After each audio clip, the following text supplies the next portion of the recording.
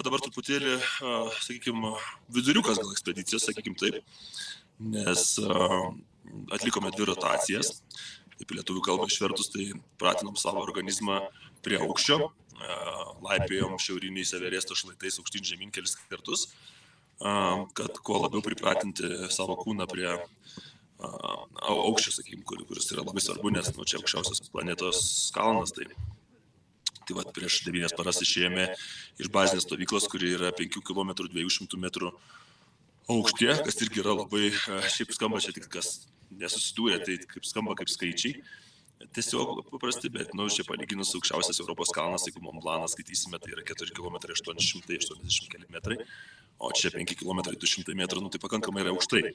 Tai vien ir čia atvažiavo, reikėjo pripratinti organizmą būti, bet kelias paras ten pabuvus bazinės stovykloje pradėjome tas rotacijas, nebuvo interneto, tai 9 dienas, ėjome palaipsniui, tai sakykime, nuo bazinės stovyklos iki sekantis tas žingsnis intermediate camp, čia angliškai vidurinė stovykla, ten apie 6 km aukštis, ten vieną naktį nakvojom, tada vėl toks kalnų žygis, sakykime, be specialios techninės įrangos, bet didelėme aukštyje ledokritis buvo matomas labai fainas ir sunkiom kuprinėm ėjom, keliavom apie 25 kg nešėme kupros, pasiekėm ABC, tai iš lietuvių kalbą išvertus Advanced Base Camp, čia ne lietuvių, angliškai Advanced Base Camp, tai jau aukštesnioji stovykla, nebe bazinė, kaip čia išvesti. Na ir iš ten jau supazavomės ir pradėjom, sakykime, tuos rimtesnius techninius kopimus į šiaurinę Everesto sieną. Tai būtent toje ABC stovykloje praleidome irgi aklimatizavomės kelias dienas, prisiminėm darbą su įranga, tai su šumarais, su virvėmis ir panašiai. Šiek tiek atgaivinti senus įgūdžius. Na ir tas ABC stovyklėlė, ta mūsų vadinama, tai irgi toks aukštis nevaikiškas, 6 km 400 metrų virš jūros lygio. Tai aukščiau už aukščiausią Afrikos kalną, man irgi buvo labai pačiam truputėlį juokinga, nes prieš porą metų įkopiau į aukščiausią Šiaurės Amerikos viršukalnę Aliaskoje, tai Denalio kalną, kurio aukštis yra 6 km, nepilnai 200 metrų, o čia šiuo atveju Tibete Advanced Base Campas yra 6 km 400 metrų aukštį. Tai ir ten mes nakvojame apie 6-7 paras naktis tokiame aukštyje, tai buvo tokia įspūdinga patirtis. Iš principo tokiame aukštyje organizmas nebe tai, kad ilsisi, o valgo save iš vidaus, iš lėto mirštame. Tai, ir iš tos ABC stovyklavietės darėme 2 rotacijas į šiaurinį Everesto šlaitą, į tą vadinamą North Col. Tai tokia stati ledo siena. Tai pirmą kartą turėjome sulipti iki 7 km aukščio, paliesti, ten išgerti arbatytės ar suvalgyti sausainį, kažkokį gėliuką galbūt energetinį ir leisti žemyn. Bet labai smarkiai snygo kelias dienas prieš tai. Mums pavyko dasikapstyti iki 6 km 850 berods, iki tokios stačios visiškai vertikalios ledo sienos. Na ir gidai šerpai nutraukė mūsų kopimą, nes tiesiog sniego iki juosmens viršui ir pavojinga ir lavinų tikimybė ir neverta tiesiog eikvoti jėgų. Vis tiek to aukščio šiek tiek gavome, leidome žemyn vėl į tą pačią ABC 6 km 400 metrų aukščio stovyklavietę. Ten nakvojame, atgavome jėgas, kažkaip pasimaitiname, jeigu galima tai pavadinti, atgavome jėgas, nes, kaip ir minėjau, tokiame aukštyje kūnas nebesilsi, o tiesiog iš lėto miršta. Tai, ir sekančią dieną jau tada planas buvo sukopti biškelį tą sniegą, šerpai pramynė kažkiek, tos virvės fiksavo saugos, prie kurių mes kabinomės, kad nenukristi ir nepražūti į prarąją. Tai pavyko mums 3 pasiekti tą, sakykime, stovyklavietę Camp 1 vadinamą, North Colą. Tai iš mūsų kompanijos lipome 4, tai man pavyko pirmam, aš tai nepilnai per 5 valandas užlipau, kitiems vyrukams biškelį sekėsi gal lėčiau, tempas lėtesnis, tai jie pas po manęs atėjo. Na ir kągi, įsikūrėme stovyklavietę ir nakvojame 7 km aukštyje, kas šiaip yra labai, sakykime taip, išsireikšti stipru, nes dažniausiai jau šturmuojamos yra viršūnės nuo tokio aukščio, arba netgi kai kurios, pavyzdžiui, Konkago viršūnė yra nepilnai 7 km, o mes čia nakvojame tokiame aukštume, tai irgi netoli dead zone. Jau toks aukštis, mažai kas nakvoja, daugiausiai kas palipa ir paliečia ir leidžiasi žemyn. tai mums visai gerai sekėsi, tai mes nakvojame, aišku, buvo šalta, sunkiai labai, naktis niekam nelinkėčiau ir priešai tokios nakties. Toje palapinėje didelis tingdantis šaltis, nors ir turėjome įrangą, mėgmaišius iki -40 temperatūros pritaikytos šturminius, bet visgi tas vartymasis ir prabundi naktį toks jausmas, kad tave su pagalbė kažkas dusina ir negali įkvėpti, trūksta oro, galva svaigsta ir panašiai. Ir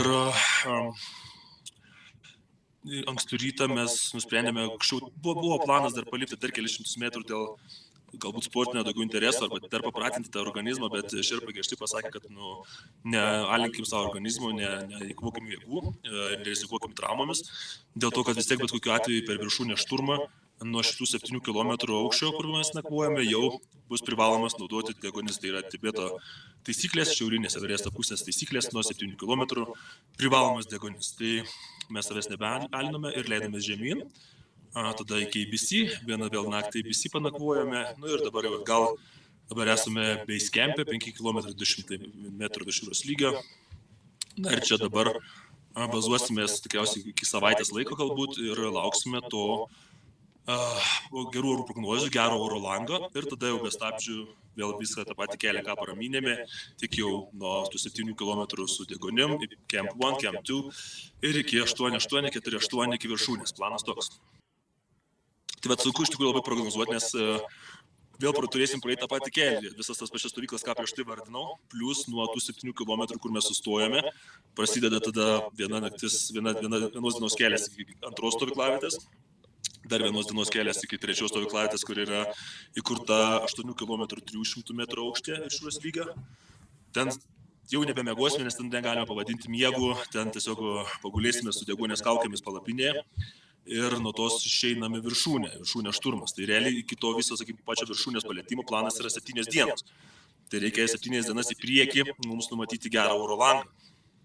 Gal, čia kaip jau jausimės pagal savijautą, bet iš principo tikriausiai, jeigu labai stiprus alpinistai, yra tokių variantų, kad užlipa ir nusileidžia iki ABC tą pačią dieną. Mes prie silpnų ir neskaitom, tai galbūt pavyks, bet matysim pagal situaciją, sunku planuoti. Čia tokiam aukštė mirties zonoje, nežinai, kaip tavo kūnas elgsis. Bet geriausių scenarijų, sakykime, tai paliečiam viršūnę, nusileidžiam iki ABC ir tada pilsimės vieną dieną, tada base camp'as. Tai 2-3 dienos, grubiai, sakykime, taip iki base camp'o, o nuo base camp'o jau vėl tada dar 2-3 dienelės iki civilizacijos. Žinok, aš kaip kalnuose nebe pirmą kartą, tai ruošiamės, daug sportavom, daug tuose boksinės palapinėse, mėgojom, kas iš tikrųjų jaučiasi ir padeda, nes daugelis, kas čia kompanijoje, sakykime, aplink iš kitų šalių, iš kitų kontinentų žmonės, iš Jungtinių Amerikos valstijų yra alpinistų, tai jie arba gyvena kažkur kalnuose aukštai, arba irgi tas palapinės naudoja, jeigu nenaudoja, tai jaučiasi silpniau. Tai tas kūnas mūsų kaip ir paruoštas, daug sporto, daug visą kitą, kažkokių labai didelių iššūkių nesusidūriau, bent jau aš, tai gerai jaučiuosi pakankamai. Aišku, ką tą galima gerai vadinti, jau matau, kad svoris krenta, kojos kaip pas viščiuką pasidarė, plonytės, tą pastebėjau dabar nusileidęs į bazinę stovyklą, kai ėjome į tokį, kaip galima pavadinti, dušą, bucket shower, kur yra bačka ir samtelis vandens, tai į save nebepanašus darausi. Bet nes kūnas alinamas, raumenys nyksta, raumenims reikia deguonies, o aukštėje jo nėra, tai visų pirma organizmas, ką daro, tirpdo ne riebalinį sluoksnį, kuris galbūt yra kažkur ant pilvuko ar kažkur, naikina raumenis, nes raumuo gaunasi didelis priešas, didelė raumeninė masė, aukštam, stambesniam, sportiškam žmogui yra didžiausias peilis ir didžiausias trikdis aukštuminiam alpinizmui. Dėl kečiausias, sakykime, tai stipriausias alpinistai yra smulkaus kūno sudėjimo. Tai mums to klausimo reikia daug iškęsti. Bet viskas taip ir gerai, savijauta gera, pakankamai gerai save laikau, pakankamai gerų tempų einu, tai sakykime tą Nordkolą, kur rekomendacija buvo apie 8 valandas, tą ledo sieną lipti, aš vos net 2 greičiau sulipau, ėjau iš paskos šerpas, tai kažkaip viskas gerai. Kol kas. Aišku, kosulys, balso dingimas, nes būtent aukštai siektų, norėdamas padėti žingsnį, turi kelis kartus įkvėpti arba iškvėpti, kad užpildyti, sakykime, tą trūkstamą deguonies kiekį. Ir vis tiek naudojam specialias kaukės, tas R3 vadinamas, arba kaklaskarės užsidėti, bet tai apsunkina kvėpavimą, bet saugom gerklę, bet vis tiek neprisaugom. Tai dabar bazinį stovyklą bandom gydyti tuos dalykus iki to summit push. Aš iš tikrųjų gal truputėlį pamažinau su energetiniais geliukais, nes kažkaip tikėjausi, kad jų mažiau reikės, bet žiūriu, kad jie tirpsta, nes labai dideli atstumai. Kaip pavyzdys, iki kelionės, kas liečia aprangą ir visą kitą, tai viskas labai gerai, viskas apskaičiuota, protingai sudėliota ir viskas gerai, nieko negaliu pasiskųsti. Galbūt su maisto papildais truputėlį pamažinau, kažkaip tikėjausi, kad jų reikės mažiau. Bet būtent šitą šiaurinė pusė išskirtinė tuo, kad atstumai labai dideli. Kaip pavyzdys, nuo bazinės stovyklos iki vidutinės stovyklos eini, tai beveik visą dieną ir aukštis didelis, altitudė didelė, daug labai energijos naudoja, tai truputėlį gal pamažinu su maisto papildais, bet išsisuksiu, manau. Atgausiu jėgas, Iš tikrųjų, būtent, sakykime, šitas kalnas truputėlį skiriasi nuo kitų, nes, kaip ir minėjau, esu kopęs į tokį labiausiai savarankišką kopimą Aliaskoje, kur viską darėmės patys. Nešėmės dujas, nešėmės sausą davinį, tirpdėmės sniegą, tempėmės rogėmis visą mantą, visą maistą ir panašiai. O čia yra priešingai, čia yra toks, kaip ir turim tą kompleksą, kur tu negali čia atvažiuoti vienas ir lipti, turi vis tiek su kažkokia vadinama ta agentūra kompanija lipti, mes irgi per vieną kompaniją, sakykime, lipame su jos pagalba ir tie šerpai, jie mums ruošia tą maistą, šildo vandenį, kas yra įskaičiuota, sakykime, kaina, tai patikė iš karšto vandenį, patikė kažkokią tai sriubą, sakykime, jeigu galima ją taip pavadinti, minimaliai kažkokios vištienos gabaliukai, kažkokie užpilami tie makaronos sriubos, tos liaudiškai vadinami bomšpakai, kaip mes juokėmės, tokie tie maistai, bet šiaip maistu nesiskundžiam ir galų galia tas apetitas labai nėra toksai jau begalinis, nors aš pavyzdžiui, valgau labai daug normaliomis sąlygomis, bet 7 kilometrų aukštyje tą rytą po tos nakties niekaip nesugebėjau to vieno užpilamos sriubos pakelę suvalgyti net pusės, nes tiesiog organizmas nepriima. Tokiam aukštai miršta žmogus iš lėto, tai Kalbant apie temperatūras, kiek... Čia bazinė stovykla, tai būna, jeigu dieną užpleškina saulutę, kad ir kas būtų keista, jos reikia labai saugotis, nes visas veidas lūpas ir gabalais krenta jau nudegęs, kad ir kaip tu beteptum kokiais SPF-ais ir panašiai. Tai taip uždegina, kad buvo iki pusės nuogas gulėjau, kieme deginausi, naktimis -15, -10, aukštesnėse stovyklos automatiškai šalčiau. Tai sakykime, to ABC, tai naktį iki -20, -20 kelių šaltukas spaudžia. Dienomis irgi jau ten su pūkiniais triukai nuo -15, o buvom kaip North Col, tuose 7 kilometruose, manau, 20 kažkeli buvo, tikriausiai nematavom, bet buvo labai šalta, bet mes, kaip ir sakau, turėjom tuos komfortinius mėgmaišius iki -40, juose dar plus visom pūkiniams triukiam susisukę, nesušalom, bet. Tai tomis dienomis, kur ėjome nuo stovyklos iki stovyklos, tai, sakykime, nuo base campo iki intermediate campo, tai aš patiksliai nepasakysiu, bet kažkas gal apie 5-6 valandas veiksmo, o to nuo intermediate campo iki advanced base campo irgi kažkas panašiai, nes aš kažkaip visada bus kompanija, mano tempas gan greitas, aš greitai, tai jau anksčiau, tai man kažkas apie 6 valandas, kitiems vyrukams apie 8 gal užtruko. Kaip ir minėjau, tie kopimai North Col, tai lygiai taip pat 3, 4, 5, 6 valandos to veiksmo, o kai būnam stovyklose, kai kuriuose dienose po kopimų tiesiog nieko nedarom, kai kartais biškai išeinam kažkur aplink pasivaikščioti, kad tiek, nes aklimatizacija reikalingas judesys, tu turi judėti, tam, kad tas deguonis kažkiek cirkuliuotų, po raumenis pasiskirstytų ir panašiai. Bet vien tai, kad guli, pavyzdžiui, Advanced Base Camp'e 6 km 400 metrų aukštyje, tą per dieną kūnas 10 000 kalorijų suvalgo vien dėl to, kad tu būni tokiame aukštyje. Tai to veiksmo kaip ir nelabai ir norisi, nes labai sunku kiekvieną žingsnį padėti iš palapinės, nueiti į tualetą, naktį išlysti, organizmas kaupia skysčius ir jos po to varo. Tai tu turi labai daug gerti vandens. Jeigu išgeri ten 2-3 litrus, tai per mažai, turi 4-5 litrų netgi vandens išgerti.